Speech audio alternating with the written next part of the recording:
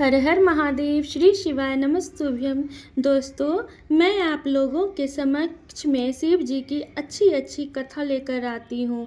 आज भी मैं शिव जी की अच्छी वाली कथा लेकर आई हूँ। तो आप लोग से मेरा यह निवेदन है कि अगर आप लोग मेरे वीडियो को पहली बार देख रहे हैं तो मेरे वीडियो को लाइक कीजिएगा, चैनल को सब्सक्राइब कीजिएगा और बेल आइकन के नोटिफिकेशन को ज़रूर से प्रेस कीजिएगा ताकि मेरा हर वीडियो आप सभी तक पहुँच सके और आप लोग इसका लाभ उठा सके। तो आइए वीडियो को शुरू करते हैं। और इस कथा का नाम है भाग्यहीन ब्राह्मण। किसी गांव में एक निर्धन ब्राह्मण अपनी पत्नी और पुत्र के साथ रहता था। ब्राह्मण को गांव से जो भिक्षा मिलती उसी से वह अपने परिवार का भरण पोषण करता था। एक दिन ब्राह्मणी अपने पति से बोली, मुझे अपनी कोई चिंता नहीं है स्वामी, मैं आपके साथ भूखी प्यासी रहकर भी अपना जीवन व्यतीत कर सकती हूँ, लेकिन मुझे अपने बेटे की भूख प्यास नहीं देखी जाती।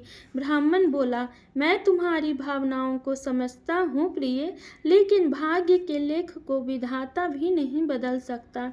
हमारे भाग्य में निर्धन रहना ही लिखा है। ब्राह्मणी बोली, भाग्य के भरोसे बैठे रहना मूर्खता के सिवा कुछ नहीं है। अगर इंसान कोशिश करे तो वह कर्म करके अपने भाग्य को बदल सकता है। आप कहीं परदेश में जाएं, मुझे विश्वास है कि आप वहां अच्छी आय करेंगे और हमारा भाग्य बदल जाएगा। ब्राह्मण बोला, तुम्हारी बात सच है प्रिय, मगर मुझे भिक्षा मांगने और पंडिताई के सिवा कोई काम नहीं आता। ब्राह्मणी बोली, हमारे गांव में आपकी पंडिताई की कोई कद्र नहीं है। किसी दूसरे गांव या नगर में आपकी पंडिताई चल सकती है तो हमारे बुरे दिन भी फिर जाएं। अपनी पत्नी की सलाह मानकर ब्राह्मण दूसरे नगर में पहुंच गया। उसका दुर्भाग्य उस पर घात लगाए बैठा था। नगर में उसे कोई टकेसेर पूछने वाला भी नहीं था। हालातों को देखते हुए वह सोचने लगा कि इस नगर में उसका गांव ही अच्छा है। नगरवासी तो पूरे नास्तिक हैं, उसे भिक्षा तक भी देने को तैयार नहीं है। यह सोचकर वह थक हार कर अपने गांव लौट आया और पहले की भांति पंडिताई करके और भिक्षा मांगकर अपना गुजारा करने लगा। एक दिन वह भिक्षा मांगकर लौट रहा था, तभी उधर से भगवान शिव माता पार्वती के साथ गुजरे। उस निर्धन ब्राह्मण की हालत देखकर माता पार्वती ने ब्राह्मण की तरफ संकेत करते हुए भगवान शिव जी से कहा, आप उस ब्राह्मण को देख रहे हैं स्वामी? शिव जी बोले, हाँ, वह बहुत निर्धन है और दुखी भी है। पार्वती जी बोली, आप उसके दुख का निवारण करें नाथ। एक तो ब्राह्मण, दूसरे दरिद्र, मुझसे उसका दुख देखा नहीं जाता। शिव जी बोले, यह मृत्यु लोक है प्रिय, यहाँ हर प्राणी किसी न किसी दुख से त्रस्त है। सब अपने अपने कर्मों का फल भोग रहे हैं, तुम किस किस का दुख दूर कराओगी? पार्वती जी बोली, आपको उस निर्धन ब्राह्मण को धनवान बनाना होगा स्वामी। शिव जी बोले, वह भाग्यहीन है पार्वती, उसके भाग में फटे पुराने कपड़े और रूखा सूखा भोजन ही लिखा है। मगर पार्वती जी अपनी जिद पर अड़ी रहीं। अंत में हार कर शिव जी को पार्वती जी की बात माननी पड़ी। उन्होंने उस रास्ते में, जिस रास्ते से ब्राह्मण जा रहा था, सोने की एक ईंट डाल दी। अचानक ब्राह्मण को क्या सूझा? उसने सोचा कि वह आंख बंद करके कितनी दूर चल सकता है। यह सोचकर वह अपनी आंखें बंद करके चलने लगा और सोने की ईंट के बिल्कुल समीप से होकर आगे गुजर गया। काफ़ी दूर आगे जाने के बाद ही उसने अपनी आंखें खोली। यह देख भगवान शिव मुस्कुराते हुए बोले, हमने तुमसे कहा था ना प्रिय कि वह ब्राह्मण भाग्यहीन है। भाग्यहीन मनुष्य कभी धन प्राप्त नहीं कर सकता। और फिर भगवान शिव पार्वती जी के साथ कैलाश पर्वत लौट आए, लेकिन वहां पहुंचने के बाद भी पार्वती जी उस निर्धन ब्राह्मण के बारे में सोचने लगी। वह किसी न किसी तरह उस ब्राह्मण को देखना चाहती थी।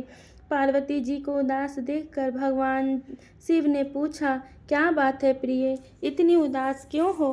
पार्वती जी ने भगवान शिव से निवेदन किया, स्वामी, उस निर्धन ब्राह्मण का परिवार 3 सदस्यों का है। उनमें आप किसी एक को धनवान बना दें, ब्राह्मण परिवार की दरिद्रता मिट जाएगी। आप उन तीनों को एक एक वर दीजिए। मुझे उम्मीद है कि वे तीनों आपसे दौलत का वर ही मांगेंगे, बन जाएंगे। इस तरह वे धनवान। शिव जी बोले, ठीक है प्रिय, जैसा तुम चाहोगी वैसा ही होगा। और फिर कुछ दिनों बाद भगवान शिव जी पार्वती जी के साथ ब्राह्मण के घर पहुँचे। साक्षात भगवान शिव और पार्वती जी को देखकर ब्राह्मण परिवार आत्म विभोर हो उठा।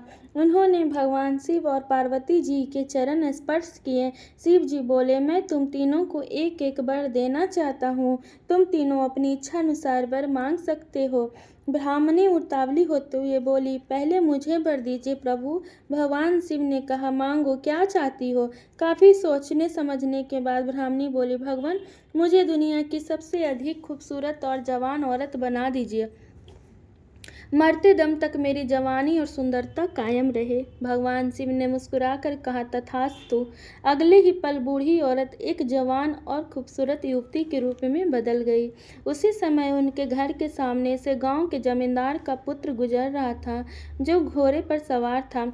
उसने खूबसूरत ब्राह्मणी को देखा तो उस पर मुग्ध हो उठा।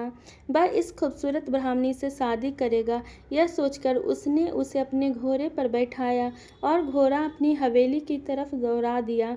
यह देख ब्राह्मण अपनी छाती पीटते हुए विलाप करने लगा, हाय मेरी पत्नी, रो मत ब्राह्मण श्रेष्ठ, तुम भी मुझसे कोई वर मांग लो, जो मांगोगे तुम्हें मिलेगा।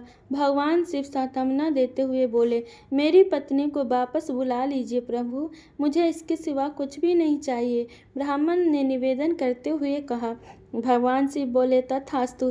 देखते ही देखते ब्राह्मणी वहां खड़ी थी। अपनी पत्नी को अपने सामने देखकर ब्राह्मण ने राहत की सांस ली। भगवान शिव ने ब्राह्मण पुत्र से कहा, तुम क्या वर मांगते हो बेटा।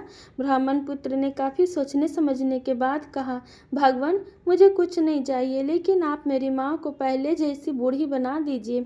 तथास्तु। भगवान शिव ने कहा और अगले ही पल ब्राह्मणी पहले के समान बूढ़ी हो गई। ब्राह्मण परिवार की मूर्खता पर पार्वती जी ने अपना माथा पीट लिया। सोचने लगी कि तीनों ही वास्तव में ही भाग्यहीन हैं। विधि ने उनके भाग में जो लिख दिया है उसे देवी देवता भी नहीं बदल सकते। दोस्तों, आप सभी को यह कथा कैसी लगी यह बताने के लिए कमेंट बॉक्स में हर हर महादेव जरूर से लिखिएगा।